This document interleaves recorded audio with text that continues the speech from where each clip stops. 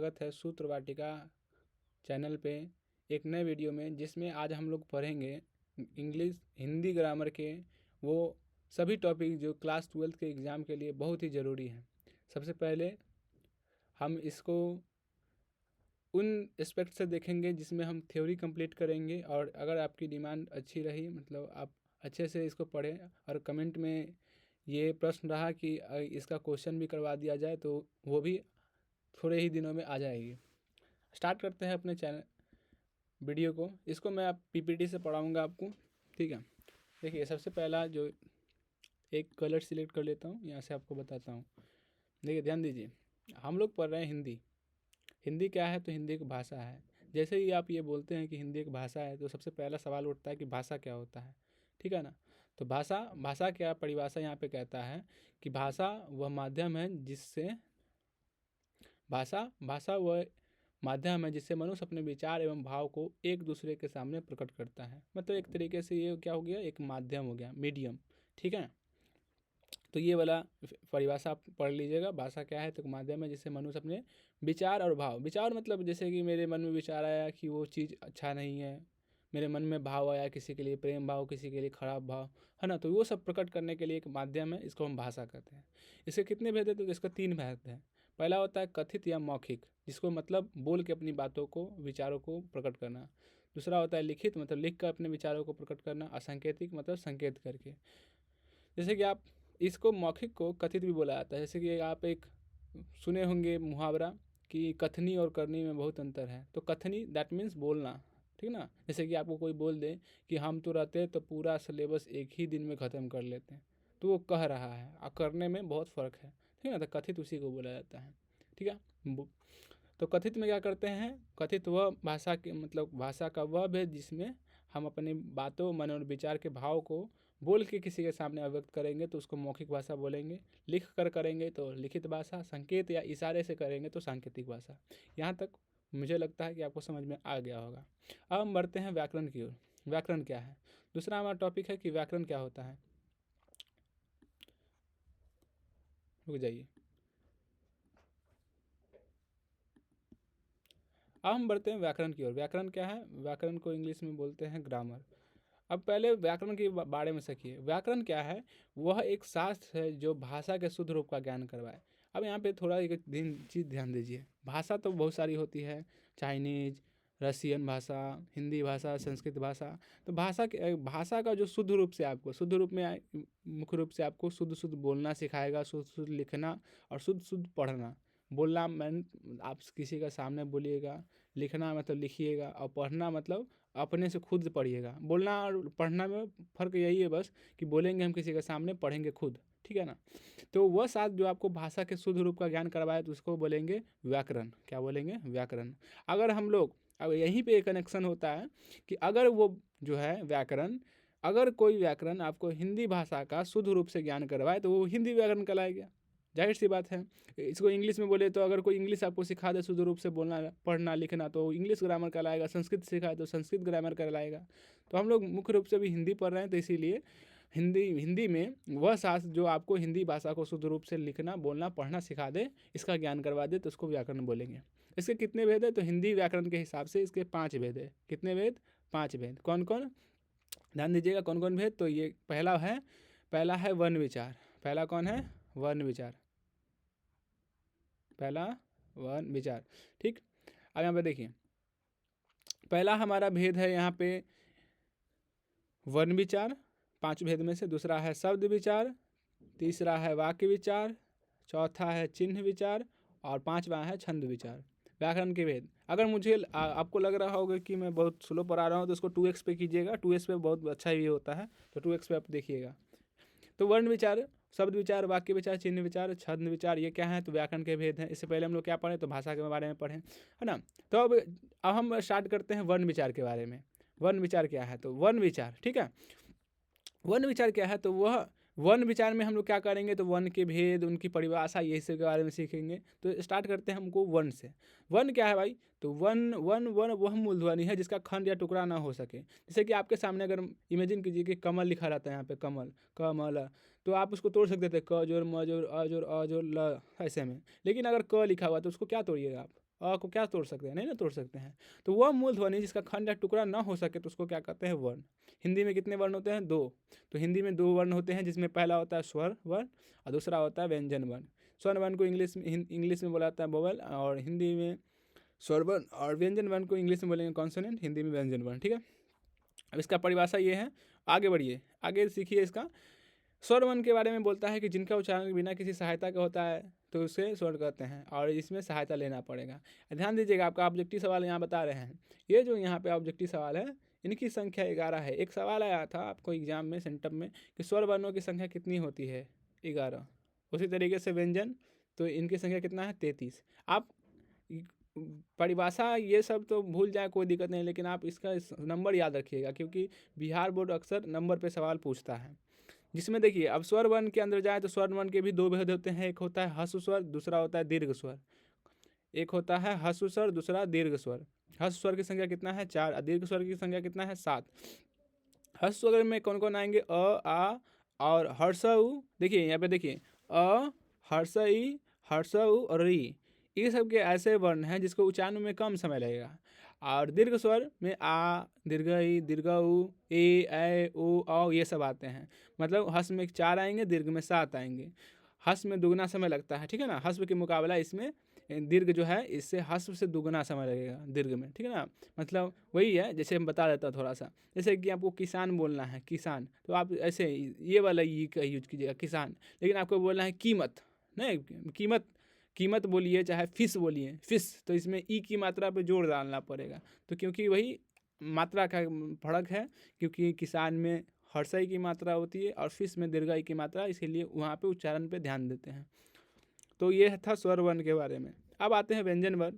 व्यंजन वर्ण जिसको बोलने के लिए आपको स्वर की सहायता लेनी पड़ेगी, तो उसको व्यंजन वर्ण कहते हैं। इसमें आपको ये डिफिनेशन नहीं रटना है, आपको ये याद रखना है, ठीक है ना। इसमें नंबर याद रखना है। स्पर्श व्यंजन में मुख्य रूप से पहला कोच होता है क वर्ग से लेकर प वर्ग तक। कितने हैं टोटल, 25। देखिए, एक सवाल आया था अभी सेमेस्टर 1 के हिंदी कम्युनिकेशन के एग्जाम में कि क ख ग में वर्गों की संख्या कितनी होती है। ध्यान दीजिएगा, क वर्ग और से लेके प वर्ग आप जोड़िए, क वर्ग, च वर्ग, ट वर्ग, त वर्ग, प वर्ग, ये इतने वर्ग होते हैं। तो वो कुल मिला कितने होते हैं, 25, तो वो 25 ही होते हैं, है ना। तो इतना जो 25 जो है, तो वह स्वर व्यंजन की कैटेगरी में आएगा। फिर जो बाकी है य, र, ल, व, वो अंतस्थ व्यंजन कहलाता है। और ये तलाब सा, मूर्धन्य सा, दंटी सा और ह उस व्यंजन की कैटेगरी में चला जाता है। ठीक है, इतना तक ध्यान रहेगा। कुल संख्या 33 थी, देखिए 3, देखिए 25 और 4 29, 29 4 33, ठीक है। इतना हो गया आपको व्यंजन वर्ण के बारे में। यहाँ पे भी हमको आंकड़ा ले लिए थे कि इनकी कुल संख्या 11 थी, 4 और 7 11, ठीक है। अब एक नया चीज़ है यहाँ पे संयुक्त व्यंजन, मतलब कुछ ऐसे भी व्यंजन होते हैं जिनको 2 व्यंजन और एक स्वर की सहायता से बनाया जाता है। जैसे देखिए, छ, क और छ से बना है अक्ष, त और र से तरह, ज और इ से ज्ञ, स और र से सर। इसका डिफिनेशन कहता है कि संयुक्त व्यंजन ऐसे व्यंजन होते हैं जिनको बनाने के लिए 2 व्यंजन और एक स्वर की आवश्यकता पड़ती है, तो वो संयुक्त व्यंजन की कहलाएगा, ठीक है। इसको भी याद रख लीजिएगा। अब आगे आइए, आगे पढ़िए। तो अब हम पढ़ते हैं वर्णों का वर्गीकरण, किस तरीके से हम वर्ण को बांटते हैं, ठीक ना। अभी तक हम लोग क्या पढ़ रहे थे, अभी तक हम लोग वर्ण पढ़े, उसके भेद पढ़े, उसके और वर्ण के भेद के भी भेद पढ़े। अब हम वर्ण को बांटना चालू करते हैं। तो पहला हम बांटते हैं वायु प्रक्षेप, मतलब श्वास की दृष्टि से। वायु प्रक्षेप की दृष्टि से अगर हम वर्ण को बांटे तो वो 2 में बटेगा। पहला होगा अल्पप्राण, दूसरा होगा महाप्राण। कौन कौन, पहला होगा अल्पप्राण, दूसरा महाप्राण। अल्पप्राण क्या है, जिनके उच्चारण मुख से कम हवा निकलती है, मतलब इसको बोलिएगा तो मुख से कम हवा निकलेगा। और महाप्राण क्या है, जिसको बोलने में मुख से अधिक हवा निकलती है। जैसे कि देखिए, आप समझिए, आपको बोला है 1 3 5वां वर्ण, मतलब प्रत्येक वर्ग का पहला, तीसरा, 5वां वर्ण। जैसे कि देखिए, यहाँ पे है क ख ग घ अंग है ना, क ख ग घ मान के चलिए, ये क वर्ग है पूरा पूरा, ठीक है। तो इसमें 1 3 5 मतलब क को, ग को और अंग को बोलिएगा तो इसमें मुख से कम हवा निकलेगा। और ये महाप्राणी जो है, जैसे ख और घ, ये बोलने में ज़्यादा हवा निकलता है। ऐसे बोल के भी देख सकते हैं, क ख में लगता है थोड़ा सा ज़्यादा हवा निकल गया, है ना। और साथ ही साथ अल्पप्राण के अंदर अंतस्थ व्यंजन आते हैं और उष्म व्यंजन आते हैं। तो इस तरीके से इसको याद रखना है, ठीक है। 1 3 5 अल्पप्राण और 2 4 महाप्राण, और साथ ही साथ उष्म व्यंजन। अब एग्जामिनर आपसे ये नहीं पूछेगा 1 3 5 2 4, काहे कि जानता है कि वो रट के आया है, पूछ लेगा आपसे ये वाला अंतस्थ व्यंजन, उष्म व्यंजन। तो इस पर ज़्यादा ध्यान दीजिएगा। तो ये हम लोग बांट दिए श्वास की दृष्टि से। अब आगे आते हैं ध्वनि की दृष्टि से। ध्वनि मतलब नाद की दृष्टि से अगर वन को बांटा जाए तो वो दो में बटेगा। पहला बटेगा घोष में, पहला घोष या इसको सघोष बोला जाता है, दूसरा अघोष में। सघोष क्या है, तो उच्चारण में स्वर तंत्र क्या झंकृत होगी, मतलब वाइब्रेशन होगा ज़्यादा, ठीक ना। जैसे कि प्रत्येक वर्ण का तीसरा चौथा पांचवा वर्ण, जैसे कि यहाँ पे इमेजिन कीजिए ये वाला वर्ण ले लेते हैं हम लोग यहाँ पे, तो ये तीसरा चौथा पांचवा, मतलब देखिए 3 3 4 5, जैसे च छ ठीक ठाक बोलेंगे आप लोग, ज और झ ञ में जो है ना वाइब्रेशन थोड़ा ज़्यादा होता है, तगड़ा वाइब्रेशन होता है, तो इसको घोष बोलते हैं, ठीक है ना। अघोष स्वतंत्र क्या झंकृत नहीं होगी, मतलब वाइब्रेशन थोड़ा कम होगा। जैसे प्रत्येक वर्ण का पहला दूसरा वर्ण, साथ ही साथ इसके अंदर अंतस्थ व्यंजन है और स्वर भी है, और इसमें ये जो हम लोग देख रहे हैं तलब सा, मूर्धन सा, डंटी सा, ह नहीं है इसमें, ठीक है ना। इसको बात को ध्यान रखना है। तो इस तरीके से हम लोग दो तरीके से क्लासिफिकेशन किए हैं वर्ण का, एक श्वास की दृष्टि से, एक ध्वनि की दृष्टि से। श्वास की दृष्टि से अल्पप्राण महाप्राण, ध्वनि की दृष्टि से घोष अघोष, ठीक है। अब हम लोग आते हैं, इससे सवाल आपको बनेगा, एक आध दो सवाल आपको दिख ही जाएगा मॉडल पेपर का जब मॉक टेस्ट लगाइएगा चाहे एग्जाम में। ये उच्चारण स्थान, मतलब देखिए ये है स्थान जहाँ जहाँ से होता है, जैसे कि कंठ, तालु, मुद्रा, दंत, ओष्ठ, ठीक है। कंठ हो गया, तालु हो गया, मुद्रा हो गया, दंत हो गया, ठीक है ना। ये सब स्थान है, कहाँ कहाँ से कोई शब्द बोला जाता है। नासा मतलब नाक से, कंठ तालु दोनों मिला के, और कंठ ओष्ठ को मिला के, और दांत ओष्ठ को मिला के, इस तरीके से बहुत सारा नाम दिया हुआ है। कंठ का मतलब होता है गला, तालु का मतलब होता है मुंह की छत, मतलब कभी कभी हम लोग जो समोसा खाते हैं तो मुंह जल जाता है, तो उसी को तालु कहते हैं। और जैसे उसके पीछे वाला जो अगला भाग हुआ ना, वो मुर्दा कहलाएगा। दांत समझ रहे हैं, ओठ भी समझ में आ गया होगा। नाक, नासा मतलब नाक होता है, ठीक है। अब देखिए यहाँ उच्चारण होने वाले वर्ण और इसका नाम दिया हुआ है संस्कृत में, इससे हमको कोई मतलब नहीं है अभी फिलहाल। इसको देखिए, आपसे सवाल पूछेगा कि जैसे यहाँ से पूछ लेगा ख ले लेगा और पूछेगा ख का उच्चारण स्थान क्या है, तो आपको बोलना पड़ेगा कंठ। बोलेगा झ का तो बोलेगा तालु, और र का तो मूर्धा। इस तरीके से आपको बताना पड़ेगा, ठीक है ना। देखिए यहाँ पे ध्यान दीजिए, आ क वर्ग जितने हैं, ह और विसर्ग, इसको कंठ से बोलते हैं। ई, दीर्घ ई, है ना, च वर्ग और य और स को तालु से। इसी तरीके से री, ट वर्ग, र और तलब स को मूर्धन स को मूर्धा से बोलते हैं, और त वर्ग स और दंत स को दांत से बोलते हैं। ओष्ठ से उ, जो हर्षा हुआ दीर्घ उ है, प वर्ग बोलते हैं। नासा से अंग, य, न और म। अनुनासिक इसको बोलते हैं, मतलब ऐसा, इसके बारे में थोड़ा सा चर्चा कर देता हूँ। अनुनासिक ऐसे वर्ण होते हैं जिनको बोलने के लिए आपका मुंह और नाक दोनों की सहायता लेना पड़ेगी, जिसका प्रत्येक वर्ग का 5वां अक्षर, ठीक है ना। ये इसको आप स्पेशल कहीं लिख भी सकते हैं, लेकिन इसी में कंबाइन कर दिया गया है कि अंग, इ, न और म, ये सब को बोलने के लिए आपको नाक और मुंह दोनों की आवश्यकता लेनी पड़ेगी, ठीक है ना। तो ये अनुनासिक की कैटेगरी में चला जाएगा। ए और ए कंठ तालु दोनों मिला के बोला जाता है। ओ और अ कंठ ओष्ठ दोनों मिला के, और दंत ओष्ठ व का उच्चारण के लिए आपको दंत और ओष्ठ दोनों यूज करना पड़ेगा। कहाँ काम के ध्यान देना है, देखिए अगर आप थोड़ा सा कह को बेसिक समझना चाहें तो देखिए ये तालाब सा कहलाता है इसीलिए क्योंकि ये तालु से बोला जाता है। ये मूर्धन सा इसीलिए कहलाता है क्योंकि ये मूर्धा से बोला जाता है। और ये दंत सा इसीलिए बोला जाता है कि ये दांत से बोला जाता है, ठीक है ना।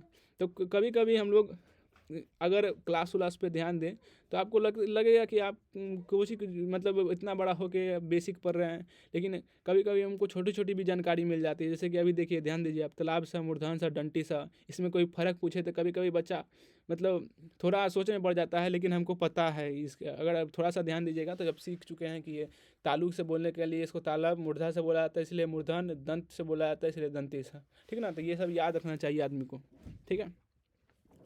तो ये आप क्या कीजिए, स्क्रीनशॉट खींच लीजिए, या नहीं तो मैं आपको हर वीडियो में बोलता हूँ कि आप कमेंट कीजिए, वहाँ से मैं आपको PDF भेज दूँगा, आप इसका प्रिंट निकालिए और अच्छे से पढ़ जाइए। तो ये टोटल 11 पेज है, और 11 पेज मतलब समझिए शुभ अंक है, आपको अच्छा नंबर दिला के जाएगा, ठीक है। आगे बढ़ते हैं, तो हम लोग यहाँ से क्या पढ़ चुके हैं इतना पेज में। देखिए इतना पेज में हम लोग भाषा, व्याकरण, वर्ण के भेद, वर्ण के जो वर्गीकरण था और वर्ण कहाँ से बोला जाता है इसको सीख गए हैं। ये सब थोड़ा सा समय देकर सीखिएगा। आगे कुछ कुछ ऐसी चीज़ें हैं जिसको मैं थोड़ा फास्ट पढ़ूंगा क्योंकि वो लोग आप लोग पढ़ चुके होंगे। आगे देखिए, अब हम लोग पूरी तरीके से वर्ण विचार खत्म कर चुके हैं, जितना हमको सिलेबस के हिसाब से जानना चाहिए था। अब आते हैं हम लोग शब्द विचार में। शब्द विचार के बारे में बोलता है, परिभाषा क्या है, तो वर्णों के सार्थक मेल के शब्द कहते हैं। जब मैं क्लास में पढ़ा रहा था तो मैंने एक बच्चे से पूछा था कि सार्थक क्या मतलब क्या होता है। तो सार्थक का अर्थ यही होता है, सार्थक मतलब जिसका अर्थ निकले, सार्थक मतलब जिसका अर्थ निकले। परिभाषा में कहता है वर्णों के सार्थक मेल के शब्द कहते हैं, मतलब जिसका अगर वर्ण आप मिलाएं उसका अर्थ निकल गया। जैसे देखिए क जोड़ म जोड़ ल, कमल, है ना। कमल, क और म ल तीनों वर्ण मिलाएं उसका अर्थ निकलता है, ठीक ना। कमल क्या है, तो एक पुष्प है, तो उसको हम क्या बोलेंगे, शब्द बोलेंगे। लेकिन अगर ध्यान दीजिए तो हम म क ल मकल, तो ऐसा कोई शब्द नहीं बन रहा है ना। तो वहाँ पे हमको ये देखना है कि उसका अगर शब्द का मेल मतलब सार्थक थी, अगर अर्थ निकल रहा है तभी उसको हम शब्द बोलेंगे, ठीक है ना। अब हम लोग पढ़ते हैं शब्द के भेद। तो बनावट या रचना के आधार पे शब्द का 3 भेद होते हैं। आपसे ऑब्जेक्टिव में यही सब सवाल पूछेगा घुमा घुमा के कि बताइए बनावट या रचना के आधार पे शब्द के कितने भेद, तो 3 भेद। उत्पत्ति के आधार पे कितने भेद, तब बोलना है 4 भेद। और एक और आएगा प्रयोग के आधार पे कितने भेद, तब बोलना है 2 भेद, ठीक ना। इस चीज़ को याद रखिए। ओहो, ठीक है, देखिए तो बनावट या रचना के आधार पे 3 भेद, उत्पत्ति के आधार पे 4 भेद, प्रयोग के आधार पे 2 भेद, है ना। ऐसे याद रखिएगा 2 3 4, ठीक है ना। बनावट या रचना के आधार पे, रचना या बनावट मतलब होता है कैसे बना हुआ है कोई चीज़। देखिए रचना या बनावट के आधार पे शब्द को 3 भागों में बांटा गया है। पहला है रूढ़ शब्द, ठीक है, दूसरा यौगिक और तीसरा युग रूढ़। रूढ़ शब्द क्या होते हैं, जिनके टुकड़े करने पे कोई अर्थ ना निकले। मतलब रूट्स ऐसे शब्द हैं जिसको तोड़िएगा तो कोई अर्थ नहीं निकलेगा। जैसे देखिए नाक लिखा हुआ है, उसको तोड़ेंगे ना प्लस क, कुछ अर्थ निकला नहीं। कान, पीला, पी जो ला, कुछ अर्थ नहीं निकला तो उसको रूढ़ शब्द बोलेंगे। यौगिक क्या होता है, जो दो सार्थक शब्दों के मेल से बनता है उसको यौगिक शब्द बोलते हैं। जैसे देखिए ना आप यहाँ पे तोड़िए, जैसे देखिए यहाँ पे लिखा हुआ है विद्या, विद्या हम लोग जानते हैं नॉलेज, और उसके बाद यहाँ पे है विद्या, और उसके बाद एक और शब्द यहाँ पे है आलय, यहाँ पे जुड़ा हुआ है आलय, है ना। आप जिसका संधि विच्छेद करिएगा तो विद्या प्लस आलय, तो विद्या का मतलब होता है नॉलेज, आलय का मतलब घर, मतलब जहाँ पे ज्ञान का घर हो, है ना, तो विद्यालय। हिमालय मतलब होता है बर्फ, आलय मतलब घर, तो बर्फ का घर तो हिमालय, तो इसका अर्थ निकलता है ना। तो ऐसे शब्द यौगिक शब्द कहलाते हैं। और योग रूढ़ में ऐसे शब्द आते हैं जो अपना समान अर्थ छोड़कर किसी के विशेष अर्थ को बताते हैं। जैसे कि हम वहाँ पे बोल रहे हैं लंबोदर, लंबोदर का अर्थ क्या होता है, लंबा है जिसका उदर, अर्थात हम सीधे सीधे गणेश जी की ओर इशारा कर रहे हैं। पंकज, पंक मतलब होता है कीचड़, ज मतलब जन्मने वाला, कीचड़ में जन्मने वाला, अर्थात कमल। दशानन, 10 सिर है जिसका, अर्थात रावण। तो ये पर्यायवाची शब्द में आप पकड़ लीजिएगा इसको अच्छे से, ठीक ना। जानकारी के लिए आप याद रखिए बनावट या रचना के आधार पर 3 भेद, रूढ़, यौगिक, युग रूढ़। उत्पत्ति के आधार पर शब्द के 4 भेद होते हैं, तत्सम, तद्भव, देशज, विदेशज। देखिए ये था बना के रचना के आधार पे कैसे बना हुआ है। उत्पत्ति कैसे हुई शब्दों की, इसमें कितने भेद है, जो 4 भेद। कौन कौन, देखिए उत्पत्ति के हिसाब से शब्द के 4 भेद हैं, ठीक है। कौन कौन यहाँ है, देखिए पहला है तत्सम, दूसरा तद्भव, तीसरा देशज, चौथा विदेशज। तत्सम क्या है, मतलब संस्कृत का अगर कोई मूल शब्द है आप देखें तो उसको बोलिएगा तत्सम। जैसे कि देखिए आम्र, अग्नि, क्षीर, ठीक ना, तो इसको तत्सम बोला जाता है। तद्भव, संस्कृत का अगर बदल के हिंदी रूप यूज हो तो उसको तद्भव बोलेंगे। जैसे कि आम्र का आम, अग्नि का आग, क्षीर मतलब खीर होता है, दूध और जो चावल डाल के बनाते हैं, तो उसको संस्कृत में क्षीर बोला जाता है, हिंदी में खीर बोला जाता है। तो इस तरीके से जो संस्कृत के मूल शब्द होंगे उसको बोलेंगे तत्सम, और संस्कृत का बदला हुआ रूप हिंदी में यूज होगा तो उसको बोलेंगे तद्भव। देशज मतलब स्थानीय बोलचाल के शब्द को हम लोग बोलते हैं देशज, जैसे कि लोटा, खिचड़ी, पगड़ी, डिबिया, ये सब देसी शब्द है तो देशज। अब विदेशज मतलब विदेशी भाषा से आए शब्द, जैसे कि स्टेशन, रिक्शा, कीमत, ये सब विदेशी शब्द है। तो इस हिसाब से आप 2 को चीज़ सीख गए यहाँ पे। देखिए अब पहले आप सीख गए थी शब्द क्या कहते हैं, फिर बनावट या रचना के आधार पर शब्द के भेद, या उत्पत्ति के आधार पर शब्द के कितने भेद है ये भी सीख गए। अब आगे चलिए प्रयोग के आधार पे। अब हम लोग देख लेते हैं प्रयोग के आधार पे। तो शब्द के उनके प्रयोग के आधार पे 2 रूप से बांटा गया है। पहला होता है अविकारी शब्द, मतलब जिन शब्दों का रूप लिंग, वचन और कारक के अनुसार बदल जाता है तो इसको हम लोग विकारी शब्द बोलते हैं। इसके कितने भेद, तो इसके 4 भेद। कौन कौन, संज्ञा, स्वनाम, विशेषण, क्रिया। कौन कौन, ध्यान दीजिए, संज्ञा, स्वनाम, विशेषण, क्रिया। संज्ञा, स्वनाम, विशेषण और क्रिया, ये इसके भेद हैं, किसके, विकारी के। और इसी के बारे में हम पढ़ेंगे क्योंकि हमारे सिलेबस में ये थोड़ा इंपॉर्टेंट है। फिर अविकारी हैं जिन शब्दों का रूप लिंग, वचन और कारक के अनुसार कभी नहीं बदलता, है ना, तो इसे बोलेंगे अविकारी। इसके भी 4 भेद हैं, इसके भी 4 भेद, इसके भी 4 भेद, विकारी के भी 4, अविकारी के भी 4, लेकिन हम पढ़ेंगे विकारी, है ना। अविकारी में कौन कौन आते हैं, तो क्रिया विशेषण, संबंध बोचक, समुद्र बोचक और विस्मयादि बोधक। तो इसको हम लोग नहीं पढ़ेंगे, ठीक है ना। हमारा सिलेबस इसी में है, कस 1 से लेकर 4 तक में, ठीक ना। ये 1 से लेकर 4 हमारे काम का नहीं है अभी फिलहाल, है ना। जानकारी आपको लेना हो तो आप अदर वीडियो आएगी चैनल पे, उस पर देख लीजिएगा, लेकिन फिलहाल अभी हम लोग यहीं पे चलेंगे। अब हम लोग जो पीछे बहुत सी चीज़ों को पढ़े हुए हैं, इसको मैं रीडिंग डालूंगा, क्योंकि संज्ञा उंज्ञा जो है ना बचपन से आप लोग बहुत पढ़ेंगे, और मैं जानता हूँ कि इसमें समय नहीं देना चाहिए, इसमें थोड़ा सा बस इसको रीडिंग डाल लेते हैं। संज्ञा क्या है? संज्ञा जिसको इंग्लिश में बोला जाता है नाउन। संज्ञा किसी खास व्यक्ति या स्थान के भाव के नाम को संज्ञा कहते हैं, जैसे कि राम, चेन्नई, भिलाई, मकान, ये सब, ठीक ना। तो ये संज्ञा है, परिभाषा संज्ञा की। संज्ञा के कितने भेद होते हैं? तो 5 भेद होते हैं। पहला होता है व्यक्तिवाचक संज्ञा, जो संज्ञा किसी विशेष वस्तु, यहाँ पे एक ही कॉमन करना है कि यहाँ पे क्या बोल रहा है, जो संज्ञा किसी विशेष वस्तु को बताएगा, है ना, स्थान के नाम को बोध कराएगा, तो ये व्यक्तिवाचक संज्ञा कहलाएगा। जैसे कि राम, श्याम, बिहार, पटना, जर्सी गाय। जैसे कि देखिए गाय रहता तो जातिवाचक रहता, लेकिन यहाँ पे स्पेसिफिक बता रहा है कि जर्सी, है ना, मतलब इसके स्पेशलिटी बता रहा है, तो ये व्यक्ति में आ जाएगा, खास चीज़ बता रहा है, ठीक ना। तो ये व्यक्तिवाचक के एग्जाम्पल होंगे। हिमालय पर्वत, सूरदास, बेंगलुरु आदि, ये सब क्या है? व्यक्तिवाचक। जातिवाचक क्या है? तो जिन संज्ञाओं में एक जाति के अंतर्गत आने वाले सभी, मतलब बोला है कि जिन संज्ञाओं में एक जाति के अंतर्गत सभी वस्तु आएगा, तो उसको हम लोग जातिवाचक बोलेंगे, ठीक है ना। जैसे गाय, तो गाय में सब गाय, नदी में सब नदी, पहाड़ में सब पहाड़, शहर में सब शहर के नाम, राज्यपाल सब राज्यपाल, है ना। एक बच्चा मुझसे सवाल पूछा था कि प्रधानमंत्री, राष्ट्रपति किस में आएगा, है ना। तो राष्ट्रपति तो सब जगह देश में होता है ना। तो राष्ट्रपति किस में आ जाएगा? जातिवाचक में। लेकिन हम बोल रहे हैं कि पुतिन जैसा राष्ट्रपति, है ना, द्रौपदी मुर्मू, ऐसे करके जब बोलेंगे तो वो चला जाएगा व्यक्तिवाचक में, नहीं तो ऐसे फिलहाल ये जातिवाचक में रहेगी। फिर है द्रव्यवाचक, जिन संज्ञाओं में ठोस, तरल, धातु, अधातु, इसको थोड़ा ध्यान से समझिएगा, इसमें कुछ खास बात है इसमें छुपा हुआ। देखिए, जिन संज्ञाओं में ठोस, तरल, धातु, अधातु आदि का बोध हो तो उन्हें द्रव्यवाचक संज्ञा कहते हैं, ये तो हम लोग जानते हैं। लेकिन इसके बारे में स्पेशल चीज़ ये बता रहा है आपको कि यहाँ देखिए, द्रव्यवाचक संज्ञाएं ढेर के रूप में मापी या तौली जा सकती है। मतलब आप इसको ढेर करके, मतलब एक तरीके से बहुत बड़ा रूप में आप इसको माप या तौल सकते हैं, ठीक है। साथ ही साथ ये क्या होते हैं? ये अगिननीय, अगिननीय का कहने का अर्थ होता है ये अनकाउंटेबल होती है, ठीक है ना। जैसे कि देखिए, लोहा, सोना, चांदी, तेल, पानी, तांबा, सब्जी, ये ऐसा चीज़ है जिसको आप ढेर बना के माप सकते हैं या तौल सकते हैं, और इसको गिन नहीं सकते हैं। लोहा, है ना, और लोहा का पाइप की बात नहीं कर रहा, मतलब लोहा की, सोना की, तो इस सबको नहीं गिन सकते हैं आप लोग, तो इसे द्रव की कैटेगरी में डालेंगे। फिर आता है हमारा समूहवाचक, आसान है। संज्ञा, तो देखिए, सभा, संघ, सेना, गुच्छा, गिरोह, झुंड, वर्ग, परिवार आदि, ये सब समूह को प्रकट करने वाली संज्ञाएं हैं, इसे ही समूहवाचक संज्ञा कहते हैं, क्योंकि ये संज्ञा समुदाय का बोध कराती है ना। तो ये समूहवाचक। भाववाचक में क्या हो गया? जिन संज्ञाओं से पदार्थ या व्यक्तियों के धर्म, गुण, दोष, आकार, अवस्था, व्यापार या चेष्टा आदि भाव जाने का बोध हो तो उसे भाववाचक संज्ञा कहते हैं। भाववाचक, इसके बारे में खास ये है कि भाववाचक संज्ञा अस्पर्शी होती है, मतलब आप इसको छू नहीं सकते। जैसे कि क्रोध, क्रोध को आप नहीं छू सकते हैं। घृणा, प्रेम, अच्छाई, ये सब भाववाचक संज्ञा है। तो कुल मिला के ये पहले से भी जानते होंगे, और नहीं जान रहे हो तो यहाँ पे मैंने एक्सप्लेन भी कर ही दिया है। इतना ही है संज्ञा के बारे में। संज्ञा क्या था? तो ये सब नाम का भेद था। इसके कितने भेद? 5 भेद। व्यक्तिवाचक, जातिवाचक, द्रव्यवाचक, समूहवाचक, भाववाचक, ठीक है। उसके बाद आते हैं हम लोग स्वरनाम में। सबको ऐसे थोड़ा थोड़ा पढ़ेंगे। स्वरनाम क्या है? स्वनाम के बारे में, तो संज्ञा के स्थान पर प्रयुक्त होने वाले शब्द स्वनाम कहलाते हैं।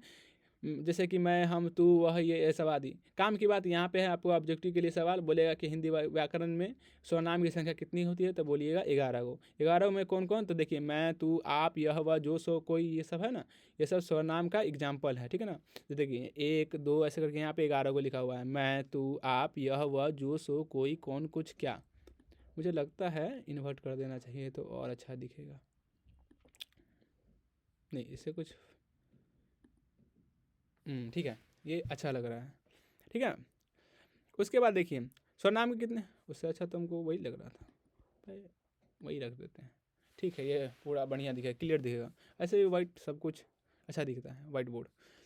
यहाँ देखिए, स्वरनाम के कितने भेद होते हैं? स्वरनाम के 6 भेद होते हैं, जिसमें पहला होता है पुरुषवाचक, दूसरा निजवाचक, तीसरा निश्चयवाचक, इसको संकेतवाचक भी बोला जाता है, फिर अनिश्चयवाचक, फिर संबंधवाचक, और छठा है प्रश्नवाचक। सबको बारी बारी से समझिए, पढ़िए। देखिए, पुरुषवाचक क्या है? जो स्वरनाम वक्ता, अर्थात देखिए यहाँ पे बोल रहा है कि जो स्वरनाम वक्ता अर्थात बोलने वाला, श्रोता सुनने वाला तथा अन्य किसी व्यक्ति के लिए प्रयुक्त होता है तो उसे पुरुषवाचक स्वरनाम कहते हैं। जैसे कि मैं, तू, वह आदि। जैसे कि हम बोल रहे हैं ना, इसमें हम लोग पूछते हैं पुरुष में उत्तम पुरुष, मध्यम पुरुष, अन्य पुरुष, है ना। तो हम उत्तम पुरुष में बोलने वाला, मध्यम पुरुष में सुनने वाला, और अन्य पुरुष में जिसके बारे में बोला जाए। जैसे कि हम बोलेंगे कि हम जाते हैं कॉलेज तो एक लड़का गिर गया था, तो हम बोल रहे हैं तो हम क्या हो जाएंगे? उत्तम पुरुष, बोलने वाले, वक्ता।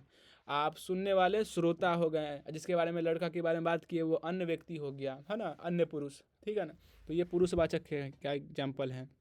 निजवाचक जो सर्वनाम शब्द कर्ता के लिए प्रयुक्त होता है तो उन्हें निजवाचक सर्वनाम कहते हैं, जैसे कि स्वयं, आप ही, खुद, अपने आप, ये सब तो निजवाचक है। निश्चय में जो सर्वनाम निकट या दूर किसी व्यक्ति की वस्तु की ओर संकेत करे तो उन्हें निश्चितवाचक सर्वनाम करते हैं, जैसे कि यह लड़की, वह पुस्तक है। मतलब जैसे हम बोल रहे हैं कि देखो वह टेबल है, तो हम देख रहे होंगे और दिखा रहे होंगे, तो निश्चय हम बता रहे होंगे निश्चय है, और उसको संकेत कर रहे होंगे, तो निश्चय कहलाएगा, है ना, निश्चयवाचक सर्वनाम। अनिश्चय मतलब जिन सर्वनाम शब्द से किसी निश्चित व्यक्ति वस्तु का बोध नहीं होगा, ध्यान दीजिएगा, बोल रहा है नहीं होगा, ठीक है ना, तो उसे अनिश्चयवाचक सर्वनाम कहेंगे। जैसे देखिए कुछ, किसी ने, किसी को, किन्हीं ने, कोई, जैसे हम बोले कोई आ रहा है तो हमको पता नहीं कोई आ रहा है, तो अनिश्चयता का बोध करा रहा है, तो उसको अनिश्चयवाचक सर्वनाम कहेंगे, है ना। मतलब जैसे उसमें जो कोई है ना वो क्या कहलाएगा, अनिश्चयवाचक सर्वनाम। फिर है संबंध, तो जो सर्वनाम किसी दूसरी संज्ञा या सर्वनाम से संबंध दिखाने के लिए प्रयुक्त हो उसे संबंधवाचक सर्वनाम कहते हैं, जैसे कि जो, वो, सो आदि, है ना। एग्जाम्पल में देखिए, जो करेगा सो भरेगा, मतलब है ना, जो करेगा, जैसे हम मान के चलिए हम स्कूल में खेल रहे थे और बहुत सारा लड़का बदमाशी कर रहा है, तो जो करेगा वो भरेगा, है ना, तो वो संबंध बता रहा है। प्रश्नवाचक में बोल रहा है कि जिस स्वनाम से किसी का प्रश्न का बोध होता है तो उसे प्रश्नवाचक स्वनाम कहते हैं, जैसे पूछ लिए किसी से तुम कौन हो, तुम्हें क्या चाहिए, तो ये प्रश्न पूछ रहे हैं, तो ये प्रश्नवाचक का एग्जाम्पल हो जाएगा। फिर हम लोग आते हैं विशेषण में। विशेषण क्या है, तो यहाँ तक हम लोग संज्ञा पढ़े, फिर स्वनाम पढ़े, फिर विशेषण में आए। विशेषण क्या है, संज्ञा या स्वनाम दोनों जो अभी पढ़े इसकी विशेषता बताने वाले शब्द हैं, जैसे कि अच्छा लड़का, 3 पुस्तकें। जैसे कि लड़का क्या है, जातिवाचक संज्ञा है, पुस्तकें क्या है, ये भी संज्ञा ही है, ठीक ना। लेकिन हम बोल रहे हैं कि अच्छा लड़का, तो इसकी विशेषता बता रहा है, तो ये विशेषण कहलाएगा। जैसे कि हम यहाँ पे हम बोल देते हैं बुरा लड़का, तो वो भी विशेषता ही है, लड़का की विशेषता क्या है कि बुरा है ना, तो वो क्या कहलाएगा, वो विशेषण कहलाएगा। हिंदी में कितने विशेषण होते हैं, तो हिंदी में 5 विशेषण होते हैं। पहला होता है गुणवाचक, दूसरा परिणामवाचक, तीसरा संख्यावाचक, चौथा स्वनामिक और 5वां व्यक्तिवाचक विशेषण, ठीक है।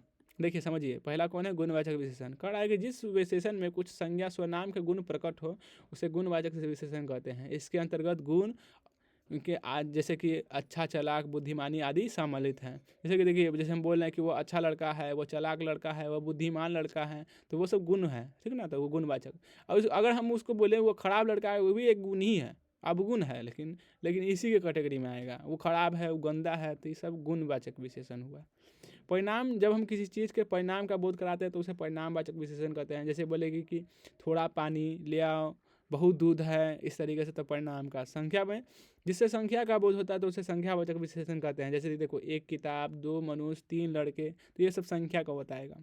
स्वनामिक में क्या है, तो ऐसे सर्वनाम शब्द जो संज्ञा से पहले लगकर उस संज्ञा की शब्द की विशेषता की तरह बतलाते हैं। जैसे कि आप अगर इंग्लिश ग्रामर पढ़े होंगे तो उसमें एक चीज़ पढ़ेंगे, पॉजिटिव एडजेक्टिव, है ना, पॉजिटिव प्रोनाउन भी पढ़ते हैं, उसी तरीके से पॉजिटिव एडजेक्टिव। थोड़ा सा चर्चा कर देता हूँ, समझिएगा बात को, कि पॉजिटिव एडजेक्टिव जो होता है, प्रोनाउन जो है वो अधिकार बताएगा। जैसे कि यह किताब मेरी है ना, यह किताब मेरी है, तो वो अधिकार बताता है, मालिकाना हक, है ना। और जो ये विशेषण होता है पॉजिटिव विशेषण, वो संबंध बताएगा कि यह मेरी किताब है, मतलब किताब और मेरे में संबंध है कि किसका किताब, मेरा किताब, तो इसी की बात है। स्वनामिक विशेषण क्या है, तो ऐसे सर्वनाम जो संज्ञा से पहले लगकर उस संज्ञा शब्द की विशेषता की तरह बताते हैं, तो वे शब्द स्वनामिक विशेषण कहलाते हैं। जैसे कि देखिए, यहाँ बोला है कि यह मेरी पुस्तक है, संबंध बता रहा है, स्वनामिक विशेषण, है ना। या मेरी, ये क्या है, स्वनाम है। कोई बालक, है ना, तो ये भी है। तो ये सब थोड़ा सा इंग्लिश का वो जो पोजेसिव एडजेक्टिव और प्रोनाउन वाला चीज़ है उसको समझ लीजिएगा, ये भी समझ में आ जाएगा। ऐसे समझ में आ जाना चाहिए कि स्वनाम का शब्द जो संज्ञा के पहले लगेगा और विशेषता बताएगा, ठीक ना, तो ये स्वनामिक विशेषण। व्यक्तिवाचक विशेषण आसान है, व्यक्तिवाचक संज्ञा शब्दों से बने विशेषण को व्यक्तिवाचक विशेषण कहते हैं। जैसे कि देखिए, वह राम ही है जो कल खड़ा था, तो इसमें जो राम है यहाँ विशेषता बता रहा है, तो व्यक्तिवाचक विशेषण करेंगे इसको। फिर आते हैं हम लोग, तो हम लोग क्या क्या पढ़ लिए हैं, हम लोग कहे थे कि हम विकारी का पढ़ेंगे, तो हम लोग संज्ञा पढ़ लिए हैं, स्वनाम पढ़ लिए हैं, विशेषण पढ़ लिए हैं। फिर आते हैं हम लोग क्रिया में। क्रिया क्या है, जिस शब्द अथवा शब्द के समूह से, कि शब्द या शब्द के समूह से किसी कार्य के होने अथवा किए जाने का बोध हो तो उसे क्रिया कहते हैं। जैसे सीता नाच रही है, तो नाच रही है, तो नाच क्या होता है, नाच, इसमें कौन क्या कर रही है, क्रिया कर रही है, तो नाच क्रिया हो जाएगा। अब एक चीज़ यहाँ से छूट गया, मिसप्रिंट हो गया, इसको ध्यान में नोट कर लीजिएगा। धातु दी क्रिया के मूल रूप को धातु कहते हैं, क्रिया के मूल रूप को धातु कहते हैं, ठीक है ना। तो उसके बाद धातु, धातु क्या है, तो धातु के कितने भेद, तो धातु के 2 भेद। धातु के कितने भेद, तो 2 भेद इसके। पहला होता है मूल धातु, यह स्वतंत्र होती है तथा किसी अन्य शब्द पे निर्भर नहीं होती है। उदाहरण जैसे कि जा, खा, पी, रह, जैसे कि किसी के सामने हम बोले कि जाओ, वो चला जाएगा, हाँ, तो ये स्वतंत्र है, ठीक है। यौगिक में क्या है, यौगिक धातु मूल धातु में प्रत्यय लगाकर बनाई जाती है। कई धातुओं को संयुक्त करके अथवा संज्ञा या विशेषण में प्रत्यय लगाकर बनाई जाती है, ठीक ना। तो ये यौगिक धातु है। ये इससे कोई सवाल नहीं आएगा आपसे, लेकिन आपकी जानकारी के लिए मैं थोड़ा सा धातु और ये सब के बारे में बता दिया हूँ। इससे कोई सवाल नहीं अभी तक मैंने देखा हूँ। क्रिया के बारे में, तो क्रिया हो गया। तो क्रिया के अब हम ही भेद पढ़ते हैं। ये धातु का टॉपिक थोड़ा एक्स्ट्रा करके कहीं लिख सकते हैं। अब हम क्रिया में आते हैं। ये हम लोग जो धातु पढ़ रहे थे, अब हम लोग क्रिया का भेद पढ़ते हैं, ठीक है। क्रिया का भेद में कहता है कि क्रम, जाति या रचना के आधार पर क्रिया के मुख्य रूप से 2 को भेद होते हैं। पहला होता है अकर्मक क्रिया, अकर्मक क्रिया, और दूसरा होता है सकर्मक क्रिया। देखिए, पहला अकर्मक क्रिया, दूसरा सकर्मक क्रिया। तो अकर्मक क्रिया है कि जिन क्रियाओं का असर कर्ता पे ही पड़ता है तो वे अकर्मक क्रिया कहलाती है। ऐसी अकर्मक क्रिया को कर्म की आवश्यकता नहीं होती है, जैसे कि राकेश रोता है।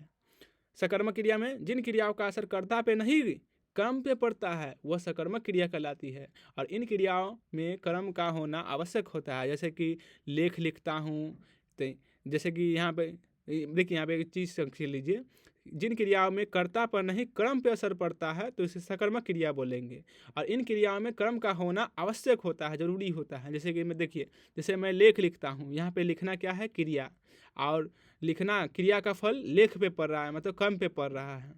सुरेश मिठाई खाता है, यह खाना, जैसे कि यहाँ पे देखिए, यहाँ पे जो खाना है वो क्रिया है, और फल जो, और यह जो फल है मिठाई पे पड़ रहा है, मतलब मिठाई क्या है यहाँ पे, कर्म, तो उस पे पड़ रहा है। अब सिंपल सा अगर नहीं समझ में आता ऐसे समझिए। देखिए, इसको एग्जाम्पल लेते हैं। अगर आपके सामने बोल दिया राकेश रोता है, तो हमको लग रहा है कि कुछ अधूरा है, जैसे कि राकेश रोता है, क्यों रोता है, तो हमको नहीं पता है, तो वह अकर्मक क्रिया है। लेकिन लिख दिया कि राकेश, मान के चलिए राकेश खिलौना के लिए रोता है, तो हमको जब पूरा सेंस क्लियर हो तो उसको सकर्मक बोलेंगे, और सेंस क्लियर नहीं हो तो अकर्मक। जैसे बच्चा रोता है तो हमको नहीं पता काहे रोता है, तो अकर्मक क्रिया। अब बच्चा खिलौना के लिए रोता है तो सकर्मक क्रिया, है ना। सुरेश खाता है तो नहीं पता तो अकर्मक क्रिया, क्या खाता है नहीं पता तो अकर्मक क्रिया। सुरेश मिठाई खाता है तो सकर्मक क्रिया। इस तरीके से ये छोटा सा चीज़ है, इसको याद कर सकते हैं। फिर आते हैं हम लोग, इतना तो हो गया। तो हम लोग मूल रूप से ये जो हम लोग सीखना चाह रहे थे, ये देखिए आप यहाँ, ये विकारी शब्द में हम लोग संज्ञा जान चुके हैं, स्वनाम जान चुके हैं, विशेषण जान चुके हैं, क्रिया जान चुके हैं। इतना चीज़ हमारा क्लियर हुआ। अब हम लोग एक बोर्ड के हिसाब से जो काम की टॉपिक है उसको पढ़ते रहेंगे और उसको समझते चलेंगे। देखिए, फिर आता है हमारा एक चीज़ संधि। संधि क्या है, देखिए, परस्पर स्वर या वर्ण। यहाँ पे एक चीज़ ध्यान दीजिएगा, जब स्वर या वर्ण के मेल से उत्पन्न विकार को संधि कहते हैं। जैसे कि देखिए, दो गो शब्द मिलेगा और वहाँ पे वर्ण मिलेगा और उसमें विकार होगा। विकार मतलब परिवर्तन, विकार मतलब परिवर्तन, उसमें कुछ परिवर्तन होगा, तो उसके में जो परिवर्तन होगा उसी को हम लोग संधि कहते हैं, ठीक है। जिसके कितने प्रकार होते हैं, तो 3 प्रकार। पहला होता है स्वर संधि, दूसरा व्यंजन संधि, तीसरा विसर्ग संधि।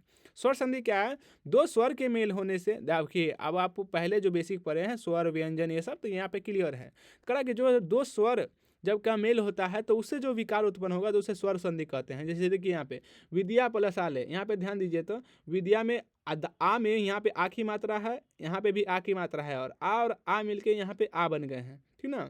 तो विद्या प्लस आले विद्यालय, है ना। व्यंजन में क्या होता है, व्यंजन का व्यंजन से, देखिए व्यंजन या तो व्यंजन से मिलेगा या तो किसी स्वर से मेल हो जाने पे जो परिवर्तन होता है तो उसको क्या बोलते हैं, उसको व्यंजन संधि कहते हैं। जैसे देखिए, शरत प्लस चंद्र, त आधा त है, देखिए आधा त है, ये च है, पूरा च, है ना। त अच्छा दोनों मिल गया तो इसको क्या बोलेंगे, अब बना क्या, शरत चंद्र, तो इसको व्यंजन संधि बोलेंगे। विसर्ग क्या है, तो विसर्ग के बाद स्वर या व्यंजन आ जाने पे विसर्ग में जो विकार होता है, देखिए जो दुगुबुंदू लिखा हुआ है विसर्ग, इसके बाद अगर कोई स्वर या व्यंजन अगर मिलेगा तो उसमें जो विकार उत्पन्न होगा, विकार मतलब परिवर्तन उत्पन्न होगा, तो उसे विसर्ग संधि कहते हैं। जैसे देखिए, मन में दुगुबुंदू मतलब विसर्ग लगा हुआ है, इसमें जुड़ गया है अनुकूल, तो मन प्लस अनुकूल मनोकूल, क्या बन गया, अनुकूल। जैसे देखिए विसर्ग और अ मिलके ओ में बदल गया, ठीक ना। ठीक है। तो ये बन गया आपका संधि भी क्लियर है। तो संधि में हम लोग क्या पढ़ने, स्वर या वर्ण के मेल में जो विकार उत्पन्न होगा उसे संधि कहते हैं, ठीक ना। स्वर की संधि, व्यंजन संधि, विसर्ग संधि। अब संधि के बाद हम लोग पढ़ते हैं समास। समास क्या है, जब दो या दो से अधिक शब्द मिलकर, देखिए यहाँ पे बोल रहा है कि जब दो या दो से अधिक शब्द मिलकर एक नया या छोटा शब्द बनाते हैं तो उसे समास कहते हैं। हिंदी में कितने समास है, तो हिंदी में कुल मिला के 6 समास है। देखिए यहाँ पे सवाल आएगा आपसे, पहला है अवयवी भाव समास, मतलब जिस समास का पूर्व पद प्रधान हो। पूर्व मतलब होता है पहले, पूर्व मतलब पहले। जैसे कि देखिए मान के चलिए कि एक वर्ड है, तो ये जो तत्पुरुष है, तत्पुरुष, देखिए यहाँ पे जो अगर कोई तत्पुरुष है तो ये कहलाएगा क्या चीज़, ये पूर्व पद पर कहलाएगा। और जो यहाँ पे समास है वो प्रधान थी, ये कहलाएगा उत्तर पद। यहाँ पे देखिए ना, जैसे कि यथामति है ना, तो यथा जो है पूर्व पद है और मति उत्तर पद। तो कह रहा है कि अवयवी भाव समय में कि जिस समास का पूर्व पद प्रधान हो और वह अवयव हो। पहला कह रहा है कि पूर्व पद प्रधान होगा, इंपॉर्टेंट होगा, और वो जो पूर्व पद होगा वो एक अवयव होगा, तो उसे अवयवी भाव समास कहते हैं। जैसे देखिए यथामति, यथाशक्ति, यथासंभव, ये सब ऐसे समाज है जिसमें यथा जो है एक अवयव है और उसके बाद ये प्रधान भी है, तो उसको अवयवी भाव समास कहेंगे। फिर दूसरा है तत्पुरुष समास, जिस समाज का उत्तर पद मतलब बाद का पद प्रधान हो तो उसे, और पूर्व पद मतलब आगे का जो पद हो गौण मतलब शांत रहे, तो उसे तत्पुरुष समास कहेंगे। जैसे कि मूर्तिकार। द्विगु में क्या कहता है, जिस समास का पूर्व पद संख्यावाचक विशेषण हो तो उसे द्विगु समास कहते हैं, जैसे कि नवग्रह, ठीक ना। इसको तो पकड़ना आसान है, आपको इसमें दिखेगा आगे में एक नंबर होगा, ठीक ना, जैसे कि त्रिभुज, चतुर्भुज, षष्ठभुज, इस तरीके से द्विगु को पहचान सकते हैं। द्वंद्व का भी आसान तरीका है, पहले इसको पढ़ लीजिए। जिस समास में दोनों पद प्रधान हो, दोनों पद की प्रधान हो तथा विग्रह करने पर, अगर विग्रह कीजिएगा तो और या अथवा या का बोध या वोजक चिन्ह लगे रहे तो उसको द्वंद्व समास कहते हैं। मुख्य रूप से इसको पहचानना सबसे आसान है। इसमें देखिएगा कोई वर्ड लिखा रहेगा, इसमें छोटा सा एक चिन्ह दिया रहेगा, ये डैश माइनस वाला, तो आप समझ जाइएगा कि द्वंद्व की बात कर रहा है। जैसे इसको तोड़ेंगे तो क्या बनेगा, माता पिता को तोड़ेंगे तो माता और पिता, भाई बहन, भाई या बहन, ऐसे करके ये द्वंद्व। फिर बहुवीरी मतलब भगवान समझ लीजिएगा, मतलब कभी कभी हमको क्लियर हो जाता है, मतलब कभी कभी कन्फ्यूजन हो जाता है बहुवीरी और कर्मधारय में, तो उसको समझिए।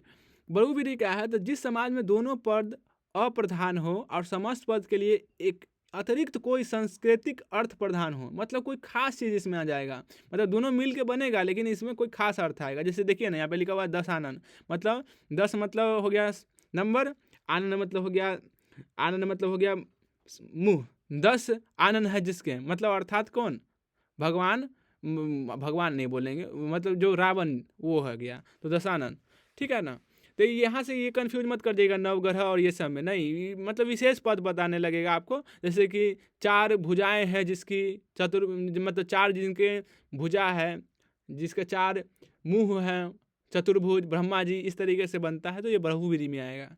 और कर्मधार में क्या है, जिस समास का उत्तर पद प्रदान हो एवं पूर्व पद व उत्तर पद में विशेषण विशेष अथवा उपमा उपमेय का संबंध हो तो उसे कर्मधार कहेंगे। जैसे कि नील कमल, देखिए नील कमल में क्या है, जैसे नील कमल, ठीक है ना, कमल के समान नील है ना, नील ऐसे नहीं, थोड़ा सा ये लगता है एक अच्छा एग्जाम्पल नहीं है, हम ऐसे बोल लेंगे कमल नयन, है ना, कमल के समान नयन, ठीक है ना। इसी तरीके से जो हम उपमा देते हैं तो उसको, वो जो चीज़ है वो कर्मधारय में आ जाती है। इसका आप एग्जाम्पल देख लीजिएगा, ठीक है ना, कर्मधारय का, तो आपको और अच्छा समझ में आ जाएगा। यहाँ पे लगता है कि कुछ छूट गया, थोड़ा सा एग्जाम्पल में अच्छा नहीं ला पाया। तो ये हो गया समास के बारे में। समास के जो 6 भेद थे, कौन कौन, अवयवी भाव, तत्पुरुष, द्विगु, द्वंद्व, बहुवीरी, अकर्मधारय। अगर हमसे पूछिएगा कि किससे ज़्यादा सवाल लिखता है, तो पहला आपको दिखेगा द्विगु से, है ना, संख्या वाला से, एक द्वंद्व से और एक बहुवीरी से। उसके बाद आपको कुछ मतलब ज़्यादा इस पे फोकस रहना है, और ये सभी इंपॉर्टेंट है लेकिन ये 3 पे ज़्यादा ध्यान दीजिएगा। पहला द्विगु का क्या है कि आपको संख्या दिखेगा, द्वंद्व में क्या है कि आपको डैश दिखेगा, बहुवीरी में भगवान जैसा फील आएगा, मतलब कुछ विशेष बन जाएगा ये। फिर आते हैं हम लोग कारक में। कारक में आपसे कारक पहले परिभाषा पढ़ लीजिए। व्याकरण में संज्ञा या स्वनाम शब्द की जो अवस्था जिसके द्वारा वाक्य में उसके क्रिया के साथ संबंध प्रकट होता है तो उसे कारक कहते हैं। इसके कितने भेद, तो 8 भेद। वो सिर्फ आपसे पूछेगा, एक वाक्य दे देगा आपको और उसमें से पूछेगा कि बताइए इसमें कौन सा अथी कारक है ना, और वो आपको वहाँ पे विभक्ति दिखती रहेगी, उस हिसाब से आप मार देंगे। देखिए जैसे कि इसको याद कर लीजिए रट्टा मार के, कर्ताने कर्म को करण से या के द्वारा, संप्रदान को के लिए, अपादान से अलग होना, संबंध का के की रारेरी, अधिकरण में पर, संबोधन हे अरे आदि। तो इसको याद कर लीजिएगा लाइन लाइन से, हाँ ठीक रहेगा आपको। यहाँ पे समझाना जा रहा है, देखिए अर्थ इसका समझाने जा रहा है पहचानने के लिए। कर्ता क्रिया को करने वाला, कर्म कौन होता है जिसपे कार्य का फल पड़े, करण जिसके द्वारा या जिसके माध्यम से काम हो, संप्रदान जिसके लिए किया जाए, आपादान किसी वस्तु से अलग होने का भाव, संबंध अन्य पद से संबंध बताने के लिए, अधिकरण जो क्रिया से आधार स्थान का बोध करवाए, और संबोधन क्या है किसी को पुकारने या सावधान करने के लिए। अब देखिए यहाँ पे एक छोटा सा कन्फ्यूजन यहीं पे सवाल पूछता है, देखिए थोड़ा सा देखिए, या तो ये पूछेगा कर्ता कर्म से, यहाँ ये वाला, यहाँ पे आपको एक दिख रहा है से, यहाँ पे मैं देख रहा हूँ, यहाँ पे से आपको दिख रहा होगा, देखिए इसके बारे में, और यहाँ पे दोनों के बारे में देख लीजिए। एक यहाँ भी से है और एक यहाँ भी से है, दोनों में से है, लेकिन यहाँ पे करण वाला जो से है वो बताता है जिससे या जिसके माध्यम से, और ये अपदान वाला है जो से, वो बताता है अलग होने की भावना। जैसे कि मैं बोल रहा हूँ, जैसे मैं एक बोर्ड पे पढ़ा रहा हूँ, तो मैं बोला कि मैं पेन से पढ़ा रहा हूँ, स्केच पेन से पढ़ा रहा हूँ, तो वहाँ पे जो से है वो करण कारक है। कौन सा कारक? करण कारक। अब मैं बोला कि मैं मान के चलिए मैं बेंच पे पढ़ा रहा था, अब मैं बेंच पर से गिर गया, तो मैं बोला कि मैं बेंच पर से गिर गया, तो वहाँ से बेंच से अलग हो गए ना, तो ये वाला से आएगा आपादान। तो उसी तरीके से आपको देखना है वाक्य में, जैसे देखिए राम ने रावण को तीर से मारा, तो वहाँ पे से कौन है? करण। अब हम बोलें कि पेड़ से पत्ते गिरते हैं, तो से यहाँ पे क्या है? आपादान, क्योंकि वहाँ पेड़ से अलग हो रहा है ना पत्ता, तो वो दो चीज़ आपको ध्यान में रखना है, दोनों से के मतलब, ठीक है। तो ये कारक भी ये हो गया, आप विभक्ति चिन्ह याद कर लीजिएगा, खत्म हो गया। फिर आता है वचन। वचन क्या है? तो शब्द के जिस रूप से एक या एक से अधिक का बोध हो तो उसे वचन कहते हैं। जैसे कि हिंदी में कितने वचन? 2 वचन होते हैं, एक वचन, बहुवचन, ठीक ना। अगर हम लोग संस्कृत पढ़ते हैं तो इसमें हम लोग जानते हैं कि एक और वचन होता है, एक वचन, द्विवचन और बहुवचन, लेकिन हिंदी में द्विवचन नाम का कोई चीज़ नहीं होता है। एक वचन क्या है? शब्द के जिस रूप से एक वस्तु का बोध हो तो उसे एक वचन बोलेंगे। जैसे कि लड़का, गाय, सिपाही। समझ में आ रहा है हमको कि एक की बात कर रहा है। जैसे कि वह एक लड़का है, वह एक गाय है। अब विशेष अर्थ मत निकालने लगिएगा कि गाय मतलब तो पूरा ना हो गया ना, वैसे नहीं करना है। बहुवचन क्या है? जिस रूप से अनेकता का बोध हो, जैसे कि लड़के, गाय, कपड़े इत्यादि। जैसे ग्रामर में इसका यूज होगा, मतलब वाक्य बनाने में, जैसे कि वह लड़के हैं, वह लड़का है, इस तरीके से। तो एक वचन बहुवचन हो गया। देखिए यहाँ पे कुछ खास चीज़ आपके लिए यहाँ लिखा गया है कि हिंदी में कुछ ऐसे भी शब्द होते हैं जो हमेशा बहुए वचन होते हैं, इसका एक वचन बना ही नहीं जा सकता है। जैसे कोई आपसे ज़्यादा होशियार बनने की कोशिश करे तो आपसे यही सवाल दाग दीजिएगा, पूछिएगा कि बताओ तो कि होश तो एक बहुवचन है ना, आंसू बहुवचन है, तो उसका एक वचन क्या होगा? क्योंकि वो बनबे नहीं करता है। तो लड़का अगर पढ़ने वाला होगा तो वो बता देगा कि नहीं बनता है, नहीं तो अगर बुड़बक होगा तो बनाने की कोशिश करेगा, छटपटाने लगेगा।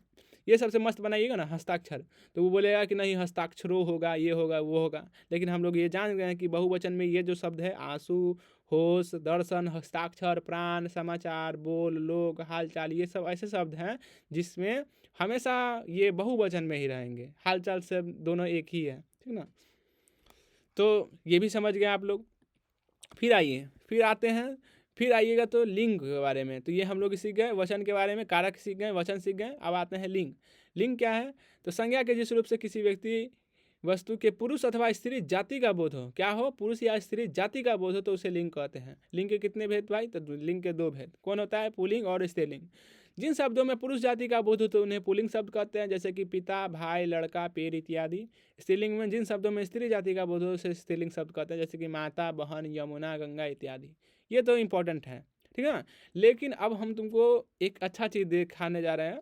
जैसे कि अगर कोई हिंदी का प्रोफेसर होगा, उसके सामने आप हिंदी बोलिएगा, अगर आप लिंग में अगर गलत करते हैं तो वो आपकी बातों को नकार देगा, वो समझ जाएगा कि हिंदी रटा रटाया पढ़ के आया है। इसीलिए आपको थोड़ा सा ये याद करना पड़ेगा। कुछ ऐसे भी शब्द होते हैं, इन श्रेणियों में अंतर्गत आने वाले जितने भी शब्द होते हैं वो पुल्लिंग होते हैं। यहाँ पे देखिए, यहाँ पे श्रेणी लिखा हुआ है, यहाँ पे उदाहरण लिखा हुआ है, और यहाँ पे अपवाद लिखा हुआ है। श्रेणी मतलब हमेशा पुल्लिंग रहेंगे, जैसे कि समूहवाचक चीज, दिन और महीना के नाम, भौगोलिक नाम, पदार्थ या रत्न के नाम, अनाज या फल के नाम, द्रव्य या पदार्थ के नाम, वर्णमाला या अक्षर के नाम, शरीर के अंग के नाम, और ये अन्य, ये इतना श्रेणी है जो हमेशा पुल्लिंग रहती है। जैसे देखिए उदाहरण में लिखा हुआ है हमेशा पुल्लिंग में खटमल, भेड़िया, खरगोश, चीता, मच्छर, पक्षी, ये सब जो है ना हमेशा पुल्लिंग रहेंगे। जैसे कि पक्षी उड़ रहा है, उड़ रही नहीं होगा, उड़ रहा है। मच्छर उड़ रहा है। चीता दौड़ रहा है, दौड़ रही है नहीं, चीता दौड़ रही है नहीं, चीता दौड़ रहा है। खरगोश दौड़ रहा है, भेड़िया दौड़ रहा है। खटमल उड़ रही है नहीं, खटमल काट रहा है, ठीक ना। तो इस तरीके से ये हमेशा पुल्लिंग होंगे। और यहाँ पे कुछ अपवाद है, अब जल्दी जल्दी पढ़ देते हैं। समूहवाचक में मंडल, समाज, दल, समूह, वर्ग, ये सब जो है समूहवाचक होंगे। लेकिन अपवाद है कि भीड़, सेना, सभा, कक्षा जो है स्त्रीलिंग होगी। जैसे कि कक्षा चल रही है, कक्षा चल रहा नहीं, चल रही है।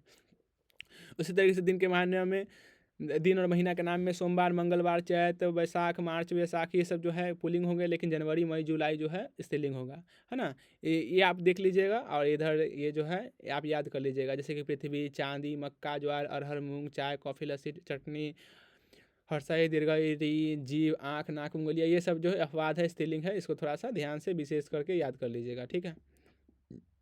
अब आ जाइए, जिस तरीके से हम लोग पुल्लिंग के बारे में पढ़े, इसी तरीके से स्त्रीलिंग का एक टेबल ये है जिसमें ये हमेशा स्त्रीलिंग रहेगी। उदाहरण के लिए आपको दिया हुआ है, कुछ अपवाद भी है। जैसे कि देखिए इस पर मैं चर्चा कर देता हूँ। भोजन में आहार के नाम जैसे कि सब्जी हो गया, दाल हो, कचौड़ी, पूरी, रोटी, ये सब स्त्रीलिंग होता है। मतलब जैसे सब्जी बन रही है, दाल अच्छी है, कचौड़ी अच्छी है, पूरी गोल है, रोटी अच्छी है, तो ठीक ना। रोटी अच्छा है नहीं, रोटी अच्छी है, तो ये स्त्रीलिंग है। लेकिन इसका एग्जाम्पल अपवाद में देखिए, जैसे लिखा है हलवा, अचार, रायता। मतलब हलवा अच्छी है नहीं, हलवा अच्छा है। अचार अच्छी है नहीं, अचार अच्छा है। रायता अच्छा है। तो क्योंकि ये सब अपवाद है, तो इसको अपवाद पे ज़्यादा ध्यान दे लीजिएगा। लिंग का जितना भी सवाल रहेगा आपसे बन जाएगा मुख्य रूप से। उसके बाद आते हैं हम लोग, छोटे छोटे टॉपिक कुछ बाकी है, उसके बाद थोड़ी देर में आप खत्म हो जाएगा। आप 4 लिस्ट दे देंगे आपको, वो आप पढ़ लीजिएगा बस। उपसर्ग क्या होता है, तो इसकी परिभाषा ऐसे ऐसे शब्द जो किसी शब्द के पूर्व जुड़कर उसके अर्थ में परिवर्तन या उसके अर्थ में विशेषता ला देते हैं, तो उसे उपसर्ग कहते हैं। उपसर्ग का मतलब सीधा सीधी समझिएगा कि जो पहले लगा होगा। उदाहरण के लिए जैसे उपकार, एक कार एक शब्द था, उसमें उप जैसा उपसर्ग लग गया।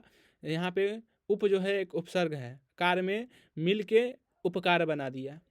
हिंदी में कुल कितना उपसर्ग है, तो 22 उपसर्ग माने गए हैं, याद कर लीजिएगा इसको। जैसे कि देखिए परा, पर, अप, सम, अनु, विष, निश, निर, दुस, दुर, वि, आ, निधि, आपी, अपि, अति, सु, उद, उद, अभि, प्रति, परि, उप, ये जो इतना भी है हम लोग अभी देख रहे हैं लिस्ट, ये क्या है, प्रमुख उपसर्ग की सूची है। कितने हैं टोटल, 22 को, ठीक ना। हिंदी में एक सवाल भी पूछ सकता है आपको, हिंदी में उपसर्गों की संख्या कितनी होती है, तो 22 को, ठीक है ना।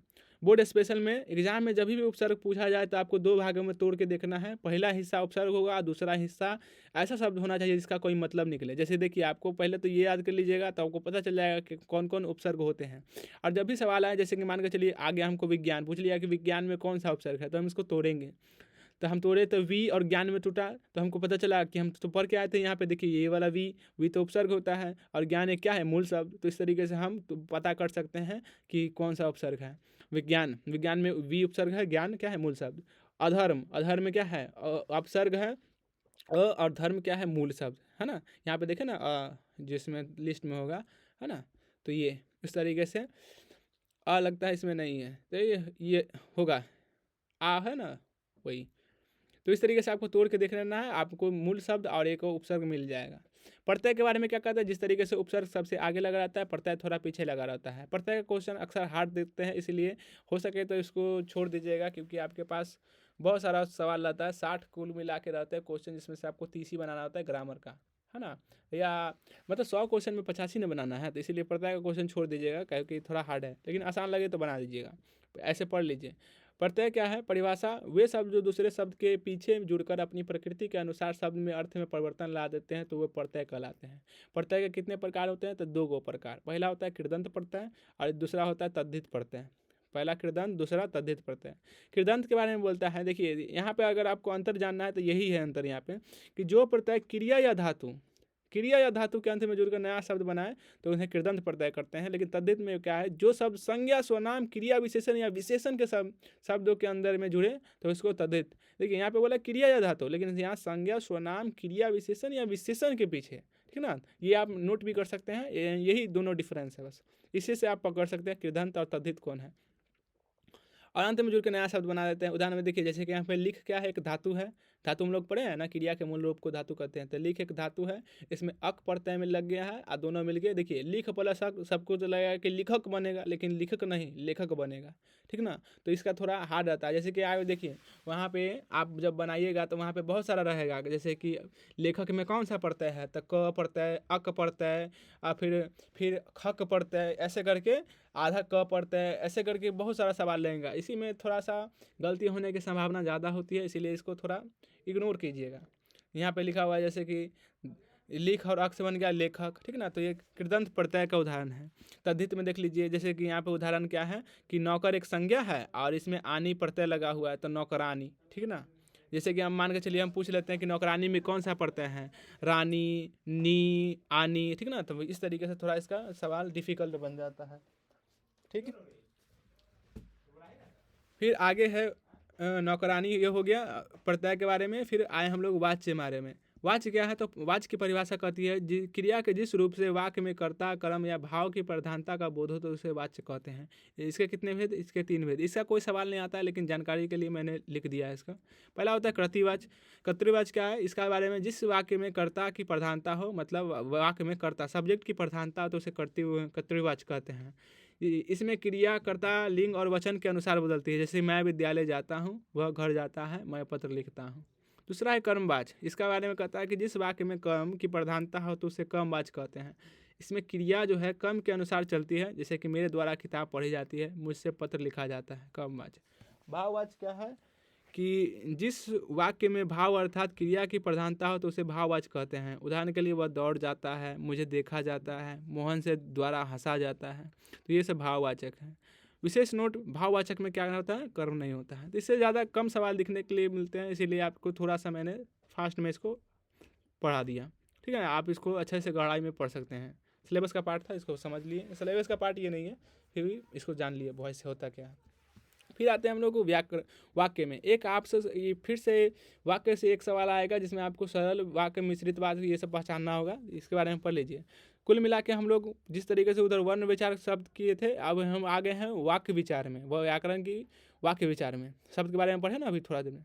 वाक्य क्या है, तो वाक्य परिभाषा मनुष्य के विचार को पूर्ण रूप से प्रकट करने वाले पद समूह को वाक्य कहते हैं। उदाहरण में जैसे कि हम लोग किताब पढ़ते हैं तो पता चल रहा है कि हम अपने विचार बता रहे हैं कि देखो हम क्या कर रहे हैं भाई, किताब पढ़ रहे हैं, वह किताब पढ़ता है, तो ये सब वाक्य है। वाक्य कितने अंक होते हैं, तो वाक्य 2 अंक होते हैं। पहला होता है उद्देश्य, दूसरा होता है विधेय। उद्देश्य क्या है, जिसके बारे में कुछ कहा जाए तो उसे उद्देश्य कहते हैं, अर्थात कर्ता ही उद्देश्य होता है। जैसे यहाँ देखिए, हम लोग किताब पढ़ते हैं, यहाँ पे हम लोग जो है क्या है, उद्देश्य है, उद्देश्य है ना, सब्जेक्ट है।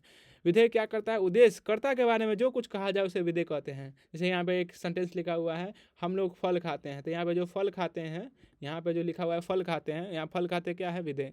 अब इसको क्लास 6 के ग्रामर के पहले चैप्टर में पढ़े होंगे, सब्जेक्ट प्रेडिकेट। हिंदी में वही है, उद्देश्य विधेय, ठीक है ना। वाक्य प्रकार, इस पर थोड़ा ध्यान दे लीजिएगा, टाइप्स पे, ठीक है ना। वाक्य 2 आधार पे बांटा गया है, ठीक है ना। अब कितना लोगों का ये भी सवाल होता है कि अरे आप आधार पे क्यों बांटते हैं, ऐसी काहे नहीं बांट सकते हैं। अरे सिंपल सा इसका लॉजिक है। जैसे कि मैं आपको बोलूँ कि आप आदमी को बांटो, आदमी को बांटो, तो आप कैसे बांटोगे, अमीर गरीब पे, गरीब अमीर पे, है ना। बहुत सारा इसका क्राइटेरिया आ जाएगा, है ना, बहुत सारा। जैसे कि मोटा पतला, अमीर गरीब, काला गोरा, पढ़ा लिखा अनपढ़, इस तरीके से वाक्य भी है ना, तो उसको रचना आधार बना बना के बांटते हैं। तो पहला हमारा रचना या बनावट के आधार पे, तो इसके 3 भेद होते हैं वाक्य के। पहला होता है सरल वाक्य, दूसरा मिश्र वाक्य, तीसरा होता है संयुक्त वाक्य। सरल वाक्य क्या है, तो जिस वाक्य में एक कर्ता और एक ही मुख्य क्रिया हो, सिंपल, है ना, सिंपल सेंटेंस, जिसमें एगो क्रिया होगा और एक ही कर्ता होगा, एगो करने वाला है, एगो क्रिया होगा। जैसे देखिए, सोहन किताब पढ़ता है, तुम दौड़ते हो, तो ये सब क्या है, ये सब सरल वाक्य है। मिश्र वाक्य क्या है, जिस वाक्य में मुख्य क्रिया, देखिए इसमें थोड़ा पहचानिएगा, इसलिए सवाल बनेगा बुआ। जिस वाक्य में एक मुख्य सरल वाक्य हो, ठीक है ना, एक तो पहले आपको मिल जाएगा सिंपल वाक्य, और उसके अधीन कोई दूसरा उपवाक, है ना, उपवाक्य, उसमें थोड़ा सा एक और वाक्य जुड़ा होगा, जिसमें कि या जो या क्योंकि जैसे शब्द से जोड़ते हैं, ठीक ना, तो ये मिश्र वाक्य कहलाएगा। जैसे देखिए, उसने कहा कि मैं निर्दोष हूँ, तो उसने कहा, है ना, मैं निर्दोष हूँ, 2 वाक्य नहीं लग रहा है, जुड़ा किससे है, की से, ठीक ना। अब देखिए यहाँ पे जो छात्र परिश्रम करते हैं उन्हें सफलता अवश्य मिलेगी, तो यहाँ पे उन्हें, तो ये ठीक ना। तो इस तरीके से ये छोटे छोटे आदि शब्दों से ये जुड़े होते हैं, तो ये मिश्र वाक्य हैं। संयुक्त वाक्य भी थोड़ा सा ये सिंपल ही है कि जिस वाक्य में दो या दो से अधिक सरल या मिश्र वाक्य किसी संयोजक जैसे कि और लेकिन बल्कि, जिसमें जैसे एग्जाम्पल में बोला कि और रहेगा, लेकिन रहेगा, बल्कि, ऐसे शब्द से जुड़े होंगे इसको संयुक्त वाक्य बोलेंगे। जैसे देखो, सूर्योदय हुआ और कुहासा जाता रहा, है ना। तो लग रहा है ना कि सूर्योदय हुआ एक सिंपल वाक्य था, कुहासा जाता रहा एक सिंपल वाक्य था, और मिला के जोड़ दिए तो ये संयुक्त हो गया। वह पढ़ता है लेकिन मन से नहीं, ठीक है ना। तो ये संयुक्त वाक्य है, तो आपको इसको पहचान लीजिएगा। जैसे और लेकिन रहेगा तो संयुक्त वाक्य, और जैसे कि की रहेगा, जो रहेगा, क्योंकि रहेगा, ऐसे शब्द रहेगा तो मिश्र वाक्य, और सिंपल एक करता एक कम मिलेगा तो एक सरल वाक्य। एक आपको एक या दो सवाल आपको मॉडल पेपर, मॉक टेस्ट और या एग्जाम में भी मिल जाएगा इसको पहचानने के लिए। अर्थ के आधार पे 8 भेद होते हैं, लेकिन इसको जानना जरूरी नहीं है, लेकिन आप थोड़ा मतलब सवाल तो इससे नहीं बनेगा, फिर भी आप जान लीजिए।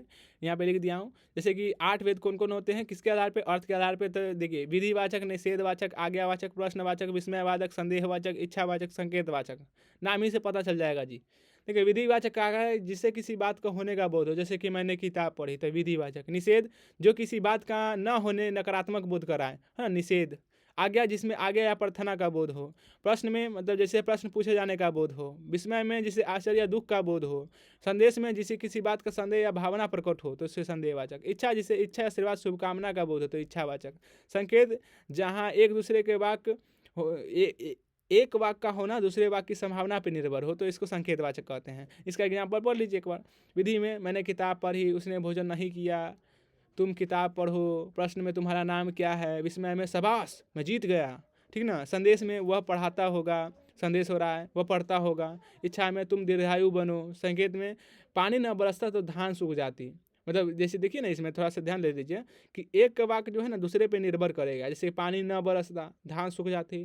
धान क्यों सूख जाती, धान कैसे सूख जाती था ना, पानी न बरसता तो इस तरीके से निर्भर है तो उसे संकेतवाचक कहलाएगा। इसका ज़्यादा इंपॉर्टेंट नहीं है, सवाल दिखेगा नहीं कम, लेकिन जानकारी के लिए ठीक ठाक है। जैसे हम लोग इंग्लिश में पढ़ते हैं अफर्मेटिव, निगेटिव, इंट्रोगेटिव, है ना, और अलग अलग तरीके का वाक्य इसी तरीके से हिंदी में भी है। फिर अब बहुत कम ही चीज़ बचा हुआ है, देख लीजिए। अब है अलंकार। अलंकार क्या होता है, एक आध दो सवाल मिल जाएगा आपको। परिभाषा क्या है, जो काव्य की सुंदरता, काव्य मतलब होता है जैसे कि आप पढ़ते हैं लिटरेचर सेक्शन, उसमें गद्य और काव्य दोनों होता है ना। तो काव्य क्या है, जो काव्य की सुंदरता, शोभा या सुंदरता बढ़ाता हो तो उसे अलंकार कहते हैं। जैसे कि देखिए यहाँ पे एक एग्जाम्पल लिखा हुआ है, चारू चंद्र की चंचल किरणें खेल रही थी जलथल में। मतलब ये लिखा हुआ है, जिसमें देखिए च बड़ा रिपीट हो रहा है और इतना अच्छा से लिखा है, तो ये अलंकार की खूबसूरती है। कुछ कुछ कवि होते हैं अपने रचना में अलंकार का बेहद अच्छा यूज करते हैं। जैसे कि बिहारी जैसे कवि छोटे छोटे वाक्य में बहुत कुछ बोल जाएंगे, जैसे कटत नजत रिझत खिलत खिलत मितत लजियात भरे भवन में करत है नैन हुन सब बात।